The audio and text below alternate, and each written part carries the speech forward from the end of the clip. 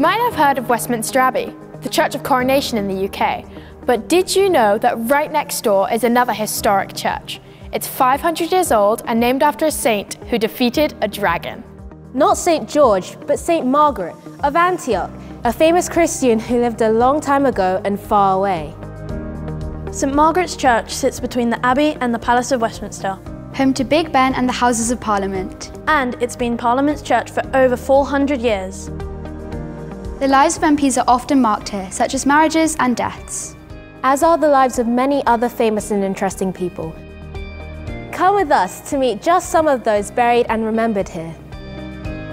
Let's start with Nicholas Ludford, a composer and a warden of this church. He was buried here nearly 500 years ago.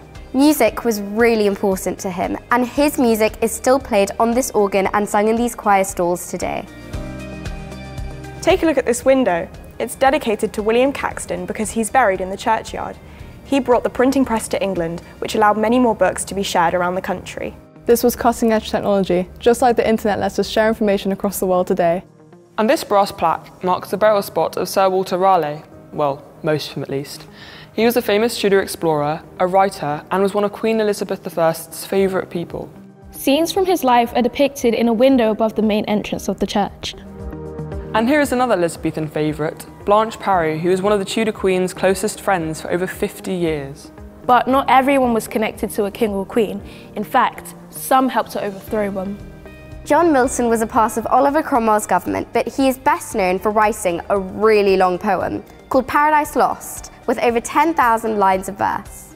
Other writers remembered here are Olaudah Equiano, who was christened here, and Ignatius Sancho, who was married and buried here. Both men were enslaved in the transatlantic slave trade and are remembered in St. Margaret's Church for not only putting pen to paper, but working alongside others to stop enslavement. The multi-talented Equiano and Sancho were also both talented musicians.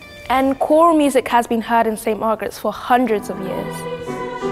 In 2023, there was the historic addition of the first girls' choir in Westminster Abbey based in St. Margaret's Church.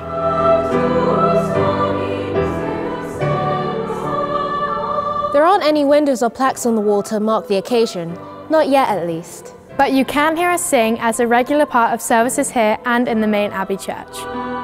St. Margaret's welcomes visitors and worshippers to explore its history and music. Why don't you come and find out more for yourself?